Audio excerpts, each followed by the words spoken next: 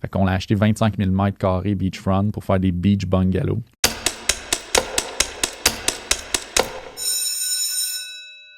Puis, je me suis fait courtiser aussi par une Québec qui habite maintenant en République dominicaine depuis 12 ans. On s'est fait mettre en contact parce que j'avais accès à des fonds, elle avait accès à un projet.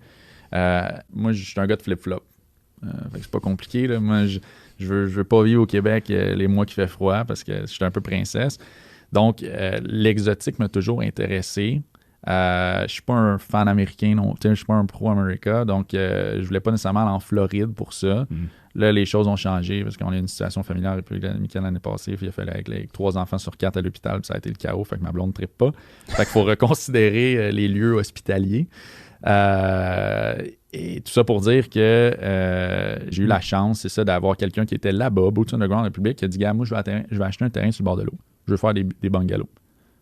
J'ai dit, OK. Parle-moi de ton projet. Elle m'a parlé de son projet. Je trouvais ça très cool. Fait qu'on a acheté 25 000 mètres carrés beachfront pour faire des beach bungalows. OK.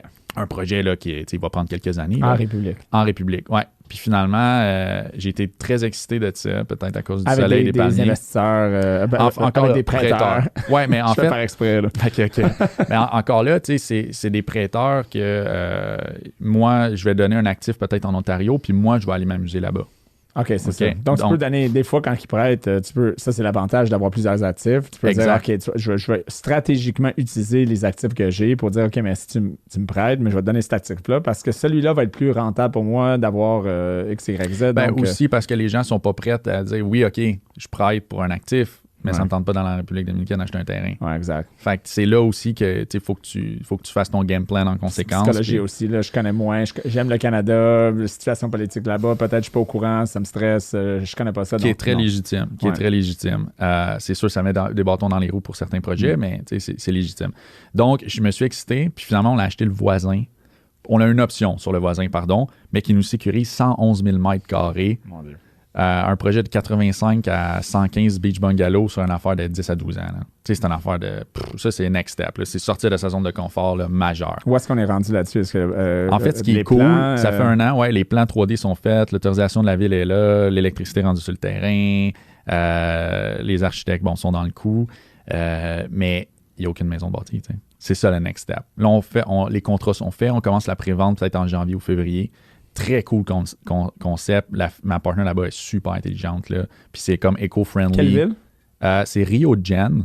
Pour Gen. ceux qui... Moi, je connaissais pas beaucoup, à part Punta Cana, Puerto Plata. Ouais, qui est c'est deux ça. un peu le classique. c'est ça. Puis j'ai respecté son projet. Moi, je suis plus sable blanc, des trucs comme ça. OK.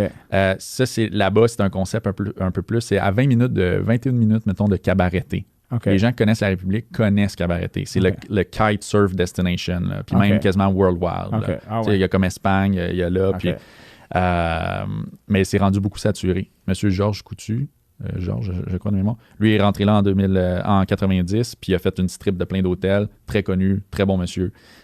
Puis là, mais nous, on est l'autoroute, comme la 132, mettons. Elle s'en va dans les montagnes, puis c'est la place Rio de Janeiro où est-ce qu'elle retouche l'océan.